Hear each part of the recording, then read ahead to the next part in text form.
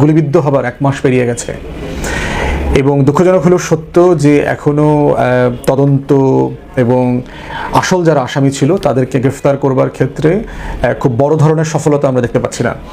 যদিও যে ফয়সাল নামক যে ছেলেটাকে শুটার হিসেবে আইডেন্টিফাই করা হয়েছে, তার বাবা মা বোন আত্মীয় স্বজন বর্তমান বউ সাবেক বউ মিলায় অনেককে জিজ্ঞাসাবাদ করা হয়েছে, গ্রেফতার করা হয়েছে, হেফাজতে নেওয়া হয়েছে, সেগুলো করা হয়েছে এবং একটা বিচারিক প্রক্রিয়া চলছে এবং বিচারিক প্রক্রিয়াতে চার্জশিট দেওয়ার একটা আলোচনাও আমরা শুনতে পাচ্ছি সম্প্রতি হবে। কিন্তু গ্রহণযোগ্য একটা এবং আশ্বস্ত করবার মতো জায়গা যেটা যে বিচারিক প্রক্রিয়াটা চলছে এবং আসল আসামিদেরকে ধরবার জন্য চেষ্টা করা হচ্ছে, এই জায়গাটা বিষয়টা থমকে আছে। এবং ওই আসামি ধরবার ক্ষেত্রে 2টা বক্তব্য আছে। একটা হচ্ছে যে সে মোমেন শাহী দিয়ে গারো যে সম্প্রদায় আছে, ফিলিপ নামে একটা লোক, তাদের একটা চক্রের মধ্য দিয়ে সে মেঘালয়ে পালিয়ে চলে গেছে এবং মেঘালয় পুলিশ তাকে গ্রেফতার করেছে, সে ওখানেই পালায় আছে অথবা আসামে আছে, গৌহাটি কোথাও কোনো এলাকায় লুকায় আছে, এরকম একটা খবর যেমন আছে। আবার দ্বিতীয় একটা খবর আছে যে ওইটা আসলে একটা ফলস ফ্ল্যাগ অপারেশন, যে মানুষের দৃষ্টি ঘুরিয়ে নেবার জন্য এটা বলা হচ্ছে, কিন্তু আসলে সে দেশেই আছে লুকায় এবং সে খুবই পাওয়ারফুল রাজনৈতিক এবং ক্ষমতার বিভিন্ন ভরকেন্দ্রের আশ্রয় আছে।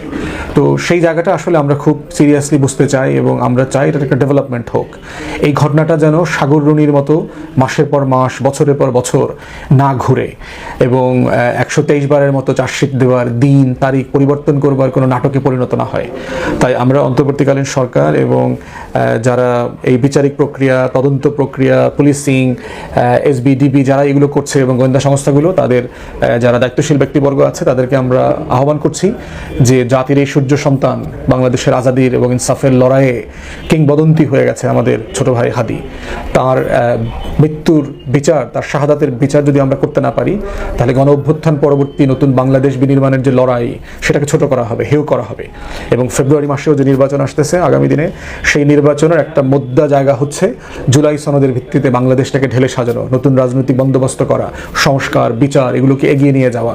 এবং তার একটা ক্রিটিক্যাল বেঞ্চমার্কের জায়গা হবে হচ্ছে যে শত শত শহীদ গত বছরের, তাদের বিচার আমরা করতে পারছি কিনা, যারা আহত হয়েছে হাজারে হাজারে, তাদেরকে আমরা সম্মানজনকভাবে পুনর্বাসন করতে পারছি কিনা, শহীদ ওসমান হাদিকে কালচারালি এবং পলিটিক্যালি রাষ্ট্রের স্বাধীনতা সার্বভৌমত্বের জায়গায় আমরা প্রতিষ্ঠিত করতে পারছি কিনা, বাংলাদেশের প্রত্যেকটা স্কুলে, কলেজে, মাদ্রাসায়, বিশ্ববিদ্যালয়ে, ক্লাবে, মহল্লায় মহল্লায়, গ্রামে গ্রামে ওসমান হাদির স্মৃতিকে ধরে রাখা, তার যারা ভক্ত শ্রেণী আছে, তাকে যারা ভালোবেসেছে লক্ষ লক্ষ কোটি কোটি মানুষ, সেই মানুষগুলোর মধ্যে এই চেতনাটাকে জাগ্রত রাখার যে লড়াই, সেই লড়াইটা রাষ্ট্র আকারে আমাকে চালায় নেবার দেওয়ার একটা আমানত আমাদের উপরে আছে।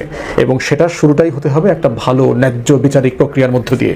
কারা কারা এটার সাথে ইনভলভ, এবং আমরা দেখেছি যে অনেক লোকের ব্যাংক অ্যাকাউন্ট জব্দ করা হয়েছে, সেই ফয়সালের অ্যাকাউন্টে কোটি কোটি টাকা, শতাধিক কোটি টাকা লেনদেন হয়েছে।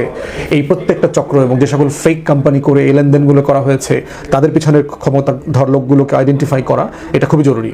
এবং আমরা আশা করেছিলাম গুলিবিদ্ধ হবার যে 1 মাস পেরিয়ে গেছে, সেখানে এসে ডিএমপি এবং যারা তদন্ত করছেন ডিবি, তাদের পক্ষ থেকে ব্রিফিং করে একটা আপডেট জানানো হবে।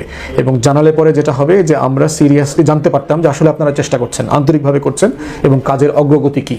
এবং আমরা এখন আহ্বান করছি যে অবিলম্বে আপনারা একটা ব্রিফিং করে জাতিকে আশ্বস্ত করবেন এবং জানাবেন যে আসলে শহীদ ওসমান হাদির এই বিচারিক প্রক্রিয়াটা অথবা তদন্ত প্রক্রিয়াটা কোন জায়গাতে থেমে আছে। ধন্যবাদ।